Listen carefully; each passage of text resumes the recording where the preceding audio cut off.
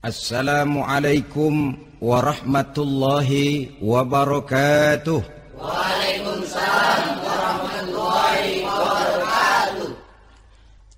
Alhamdulillah wassalatu wassalamu ala sayyidina Rasulillah sayyidina wa maulana Muhammad ibn Abdullah wa ala alihi wa sahbihi wa mawalah. La haula wa la quwwata illa billah, amma ba'du. Saudara-saudara kaum muslimin rahimakumullah. Jelasnya Islam menganjurkan kita untuk mengingat mati guna maksud-maksud yang positif, supaya orang lalu sadar hidup ini cuma sebentar. Maka mumpung hidup, nah ini mumpung, tapi mumpung yang baik.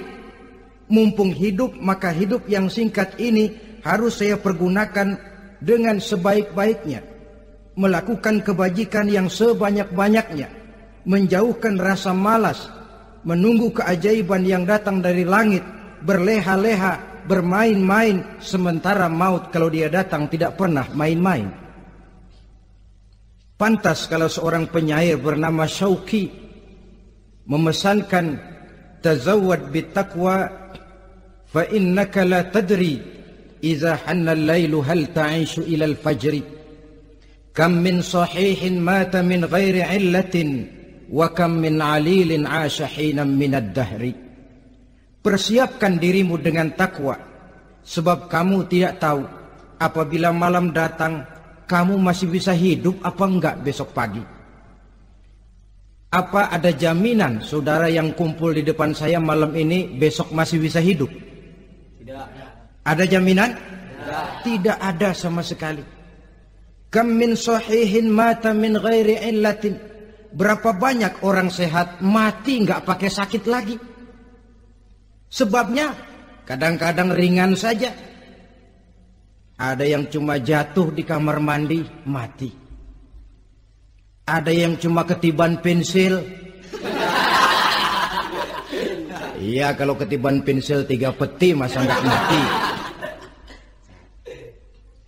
Ta'addadatil asbab wal maut wahid. Sebabnya boleh jadi macam-macam, tapi mati satu juga, yaitu mati. Dia seperti kelapa yang terlalu tua jatuh ke bawah, yang kembang baru keluar pun jatuh ke bawah. Itulah mati. Dia datang menjemput yang bayi, dia datang mengambil yang anak-anak, dia datang juga kepada yang remaja, kepada yang dewasa, kepada yang tua sekalipun. Jangan yang remaja lalu berpikir, gua rasanya masih jauh banget mau mati. Ini sesuatu yang pasti yang kita tidak pernah diberitahu kapannya. Kalau dikasih tahu kapannya kan kita bisa. Umpama malaikat maut datang ke rumah saya, saudara Zainuddin kau mati 80 tahun lagi. Wah, saya kan berhitung, masih lama, poya-poya aja dulu Tapi ini tidak pernah diberitahu kepada kita. Lantaran tidak diberitahu itulah kita perlu bersiap-siap dengan selalu mengingat-ingat mati yang mendorong kita untuk berbuat positif. Satu contoh peringatan mati yang mendatangkan positif pada peristiwa ketika turun perintah hijrah. Ketika di Mekah sudah terpepet turun perintah hijrah. Ini sahabat yang berangkat hijrah, jangan dikira semua bulat hati. Ada yang mikir, kalau saya hijrah berangkat dari Mekah ke Madinah, nanti di tengah jalan dicegat oleh kafir Quraisy lalu dibunuh mati saya. Takut mati. Allah peringatkan, kullu nafsin za'iqatul maut. Kamu disuruh hijrah saja takut mati, padahal kamu tahu semua yang hidup bakalan mati. Diam saja di Mekah mati, hijrah ke Madinah pun akan mati. Mendengar ayat ini, Sayyidina Umar bin Khattab seperti dibakar semangatnya. Kalau sebagian sahabat hijrah sembunyi-sembunyi, beliau mau hijrah itu malah bajingan Quraisy dikumpulkan dekat Ka'bah. Pidato, ya ma'syara Quraisy, dedengkot Quraisy, dengerin, besok pagi yang namanya Umar bin Khattab mau hijrah dari Mekah ke Madinah. Siapa yang kepengen kepalanya berpisah dengan badannya, persilahkan cegat Umar di jalanan. Besok dengan tenang dia berangkat hijrah, gak ada yang berani nyegat. Tuh Quraisy juga barangkali mikir, gue ngapain nyegat penyakit. Begitu ingat mati, timbul semangat juang, timbul semangat berbuat. Ini ingat mati yang positif, bukan yang melemahkan semangat. Dah jangan kerja rajin-rajin dah, lu bakalan mati. Ini ingat mati yang salah pasang. Ingat mati seharusnya mendorong manusia untuk berbuat lebih tekun. Allah memberikan peringatan, Qul innal mauta alladhi tafirruna minhu fa innahu mulaqikum. Katakan, maut yang kamu akan melarikan diri daripadanya, yang kamu takuti benar dia pasti akan datang menjemput kamu. Saudara-saudara hadirin yang saya hormati, datangnya memang tidak kita harapkan yang namanya maut. Tapi sekali dia datang, tidak ada pintu tempat kita lari. Dia memang tidak pernah kita undang. Tapi sekali dia datang, mengetok pintu, kekuatan apa yang bisa menolak? Dia sebuah tanda seru dalam kehidupan. Apa yang menyebabkan orang takut mati? Pertama barangkali karena dia tidak tahu bagaimana kehidupan sesudah mati. Alam kubur gelap, alam akhirat gelap. Sehingga dia bingung, lantaran bingung lalu jadi takut. Yang kedua boleh jadi oleh bayangan-bayangan dosa yang pernah dia kerjakan di dunia ini. Kerjanya cuma menumpuk dosa. Dia gembira, bahagia, tertawa di atas tumpukan dosanya. Merasa segan berpisah dengan seluruh kehidupan ini. Sehingga boleh jadi maut adalah sesuatu yang ditakutkannya benar dalam kehidupan. Tapi bagaimanapun takutnya, tidak ada tempat lari dari dia. Dalam ayat lain Allah jelaskan, Aynama takunu yudrikumul mautu walau kuntum fi burujim musayyadah. Di mana saja kamu berada, dalam benteng yang paling tangguh sekalipun, maut pasti akan datang menjemput kamu. Nah, bagaimana caranya maut datang menjemput kita? Bila datang dia, sang malaikat pencabut nyawa, malaikat Israel namanya, hendak mengambil roh kita. Dalam suasana macam begitu, di akhir kehidupan dunia, dalam berhadapan dengan sakaratul maut, terbagilah manusia dalam dua bagian besar. Pertama, yang menghadapi sakaratul maut itu dengan husnul khatimah, baik di akhirnya, sehingga pada saat ruhnya berpisah dengan jasadnya, kelihatan dia seperti senyum, mukanya cerah. Bahkan sebelum itu boleh jadi dia sempat meninggalkan pesan-pesan yang baik. Ada yang sempat azan, ada yang sempat baca Quran. Pernah kan nemui orang yang mau mati seperti itu? Yang sempat azan, yang sempat baca Quran, yang sempat meninggalkan wasiat-wasiat yang baik. Sebab apa? Malaikat maut datang menjemput mereka juga dengan baik-baik.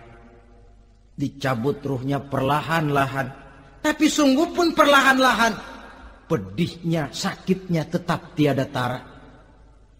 Rasulullah Sallallahu Alaihi Wasallam, dikala beliau hendak berhadapan dengan sakaratul maut, diceritakan mencelupkan tangannya ke dalam gelas berisi air, lalu mengusapkannya ke muka beliau seraya berdoa, "Ya Allah, mudahkan saya dalam menghadapi sekarat ini."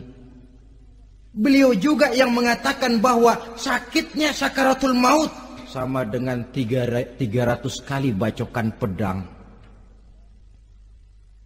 Sehingga kita diajarkan doa, di antara doa selamat itu kan ada Allahumma hawwin alaina fi sakaratil. Ya Allah, mudahkan saya di dalam menghadapi sakaratul maut itu. Ketika ruh ini keluar dari jasad, mata masih mengikuti ruh itu. Sehingga kadang-kadang ada yang matanya terbelalak dan tidak sempat ditutup, terbuka terus, mengikuti ruh itu keluar dari jasadnya. Adapun golongan kedua, manusia yang ketika berhadapan dengan sakaratul maut mendapatkan su'ul khatimah, jelek di penghabisannya. Sekaratnya sudah setengah mati, lalu jelek juga di akhirnya, mati dalam keadaan yang tidak baik, tidak terpuji. Ada yang lagi megang kartu, mati. Ada yang lagi di tempat ngadu ayam, mati. Ada yang lagi di tempat pelacuran, mati. Ada yang lagi megang botol minuman keras, mati. Nih barangkali malaikat maut gemes banget nariknya, lu buajingan, lu tarik terus ya. Mati su'ul khatimah. Makanya bagus itu. Kadang-kadang di majelis-majelis taklim kan sering dibaca ya Allah biha, ya Allah biha, ya Allah bihusnil khatimah. Kan ada itu? Ada enggak? Saudara hadirin, mohon agar oleh Allah kita diberikan husnul khatimah, baik di saat ruh akan berpisah dengan jasad. Ini sesuatu yang pasti. Sang malaikat maut datang menjemput nyawa. Setelah ruh berpisah dari badan, maka tinggallah sang badan. Ditangisi oleh semua yang kita tinggalkan.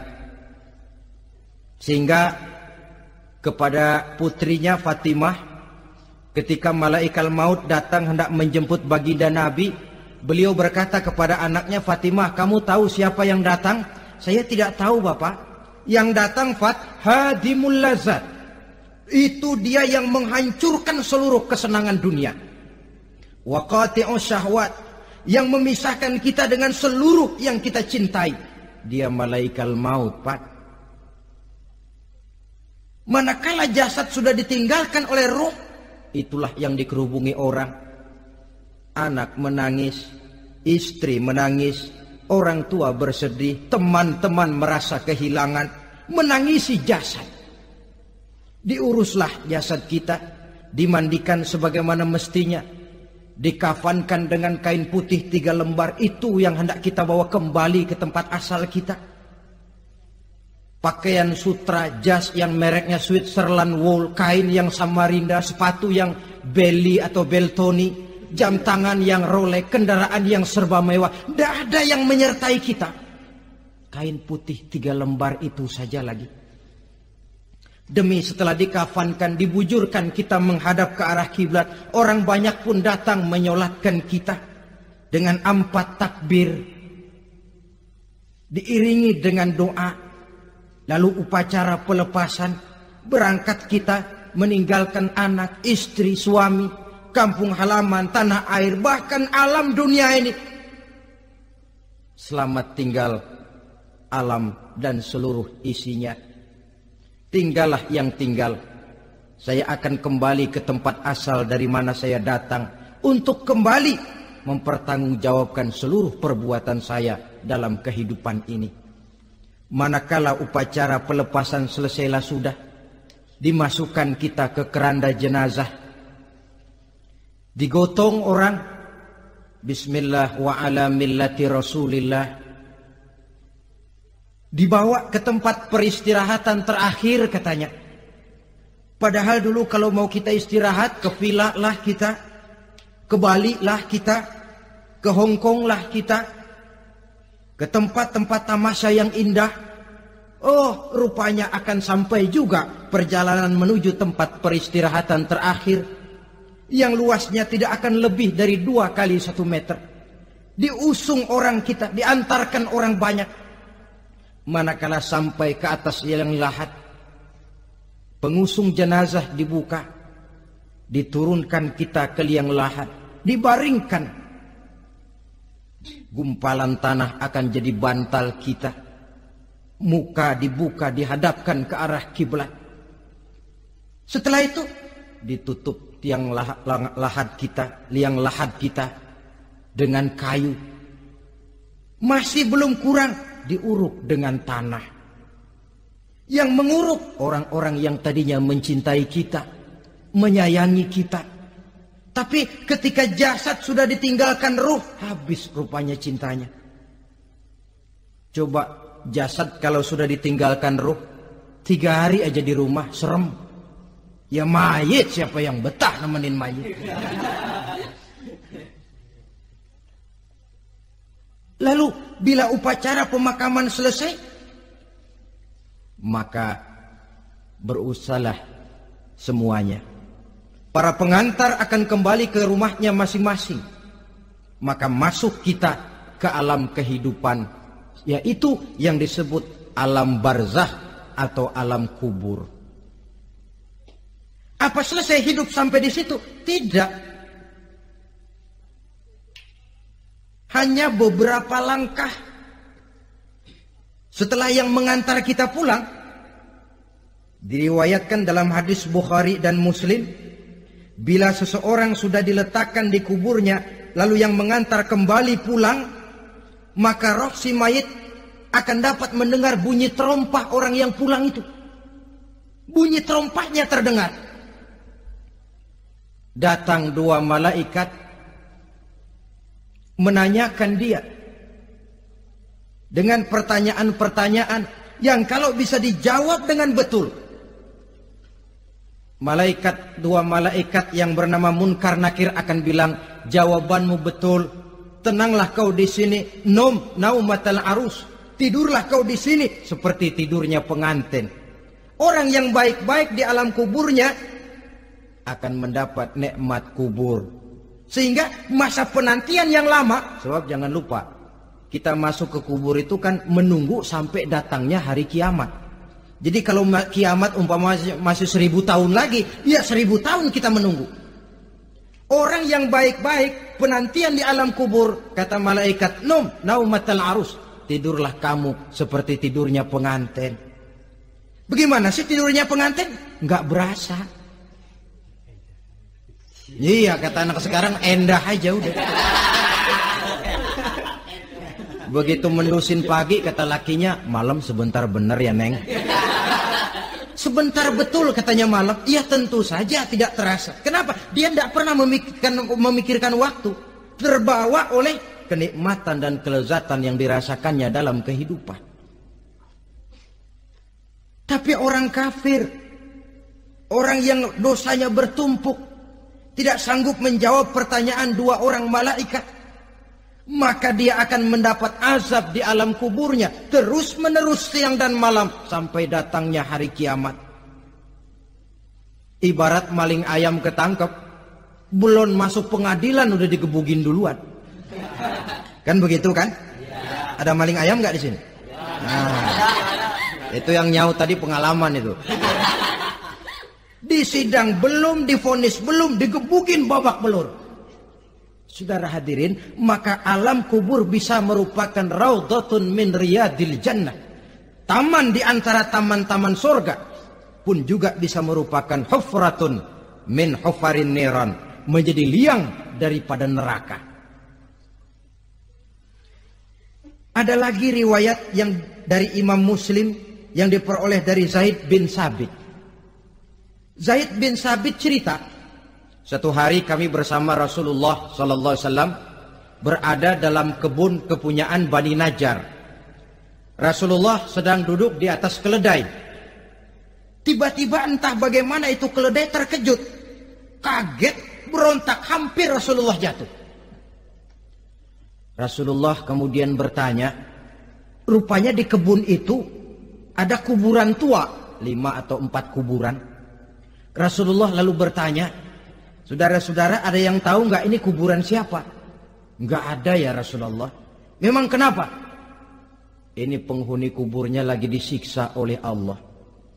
Andai kata boleh saya mohon kepada Allah supaya kamu dengar seperti yang saya dengar. Andai kata saja kamu kuat mendengarnya, saya pasti akan berdoa. Tapi sayang, saya yakin kamu pasti tidak akan kuat mendengar mereka mendapat azab di kuburnya.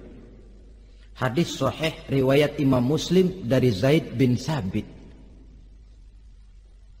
Kehidupan di alam barzah. Pak, iya kalau yang matinya dikuburin. Lah kalau yang matinya diceburin ke laut, dibakar, di medan perang hilang gak ketahuan kemana jenazahnya. Saudara, hilang kek, dikubur kek, di dalam lautan direndam kek, itu kan cuma logika kita. Menurut Allah tidak ada perbedaan orang mati dikubur di dasar lautan, atau dibakar sampai jadi abu, atau gugur di medan perang tidak ketemu jenazahnya. Entah mereka tetap masuk ke alam barzah namanya. Jasad boleh hancur, tapi roh sebagai sumber kehidupan, pusat kesadaran dan pengertian, dia tetap ada, mengalami kebahagiaan dan kegembiraan, atau mengalami kepedihan dan penderitaan, bergantung kepada amalan yang kita lakukan dalam kehidupan di dunia ini. Maka dalam Yasin tadi kan jelas, qul yuhyiha alladzi ansha'aha awwala marrah. Yang menghidupkan mereka yang dikubur di dasar lautan, mereka yang dibakar sampai jadi abu, yang akan menghidupkan ialah Allah yang menciptakan mereka dulu pertama kalinya. Jadi kalau sudah ada aslinya, ya tentu tidak perlu contoh lagi, akan sangat mudah membuatnya. Orang tua kita, keluarga kita yang sudah berpulang, mereka di alam barzah sekarang ini bisa mendapat nikmat kubur, bisa mendapat azab kubur, bergantung amalan mereka dalam kehidupan di dunia ini. Dalam Musnad Imam Ahmad dan Sahih Abi Hatim malah ada tambahan riwayat. Orang yang banyak kebajikannya di dunia, amalannya akan datang menemani dia. Sholatnya dekat kepalanya, puasa sebelah kanan, zakat sebelah kiri, menghibur dia. Malahan dikatakan berbentuk orang yang cantik menemani dia di alam kuburnya. Aneh, dia tanya, man anta lam ara fid dunya ajmal minka. Siapa kamu? Di dunia ini belum pernah saya melihat orang secantik kamu. Dia jawab, ana amaluka soleh. Saya adalah amalmu yang soleh yang kau kerjakan waktu di dunia. Saya sekarang diperintahkan untuk menemani kamu di sini. Alhamdulillah. Sedangkan amalnya yang jahat akan datang dalam bentuk yang menyeramkan menemani dia di sana. Bayangin deh, di kuburan ditemenin yang serem-serem. Sama juga di dunia. Di dunia, kalau kita di tempat gelap ditemenin orang cakep, enak nggak? Wah, pengalaman. Tapi coba bayangin, sudah tempatnya gelap, yang nemenin jelek nggak ketulungan, gerah kita. Nah, saudara hadirin yang saya hormati, lalu bagaimana tempat arwah-arwah yang sudah kembali menghadap Allah yang disebut mustaqarrul arwah itu? Macam-macam tingkatannya sesuai dengan profesi dan amalannya waktu di dunia. Ada roh-roh itu yang setelah pisah dengan jasad, artinya mati, ditempatkan di tempat yang disebut a'la iliyin, tempat yang tertinggi. Siapa ini? Arwahnya para nabi dan para rasul. Ini fi a'la iliyin, di tempat yang tertinggi. Arwahnya para nabi, arwahnya para rasul. Dan karena kita bukan nabi, bukan rasul, ya jangan mimpi dapat tempat fi a'la iliyin, kecuali kalau Allah menghendaki. Itu hak prerogatif Allah, tapi kan tidak adil kalau Allah melakukan itu. Ini kelompok roh-roh yang masuk golongan VIP. Wah, the first class. Para nabi, para rasul. Lalu ada pula roh-roh itu yang setelah pisah dengan jasadnya diumpamakan seperti burung-burung hijau yang berterbangan di perkebun-kebunan surga. Roh siapa mereka ini? Rohnya para syuhada, orang-orang yang mati syahid gugur membela agama.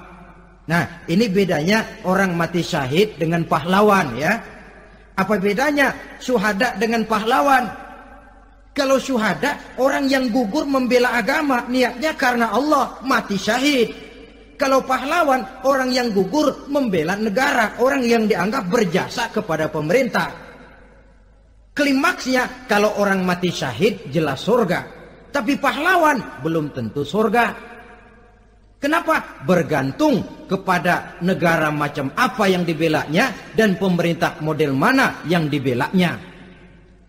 Di negara-negara komunis misalnya, banyak nggak pahlawan?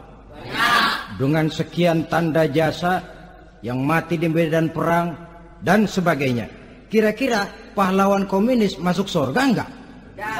Ya, kalau pahlawan komunis masuk surga, kita nggak kebagian kapling di surga barangkali. Inilah bedanya pahlawan dengan orang mati syahid. Kemudian ada pula roh itu yang tertahan di pintu surga. Tertahan di pintu surga. Ini seperti tadi, orang yang mati syahid tapi masih ada kaitan di dunia. Rasulullah pernah ditanya orang, ya Rasul, kalau saya maju ke medan perang bela agama, mati syahid, apa saya masuk surga? Iya, masuk surga. Kecuali kata Nabi, kalau masih punya utang. Nah, tertahan di pintu surga. Ada pula roh itu yang tertahan di alam kuburnya. Ini umumnya seperti tadi itu. Ada mempunyai dosa, mempunyai kesalahan, sehingga merasakan azab kubur. Ada juga roh itu yang tertahan di permukaan bumi. Mereka yang dalam hidup selalu menumpuk dosa-dosa yang besar, meninggal sebelum keburu untuk bertaubat.